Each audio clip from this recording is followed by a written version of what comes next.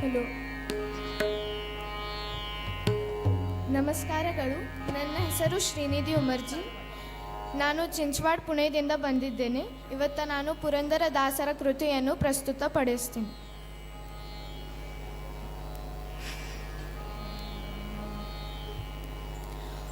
ಓಡಿ ಬಾರೆಯ ವೈಕುಂಠಪತಿ ನಿನ್ನ ನೋಡುವೆ ಮನದಣಿಯ.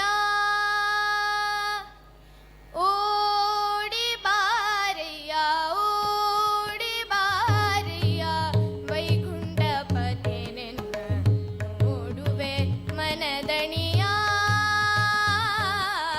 ಓಡಿ ಬಾರಿಯ ವೈಕುಂಠಪತಿ ನಿನ್ನ ನೋಡುವೆ ಮನದಣಿಯ. ಕಾಡಬೇಡ ಕರ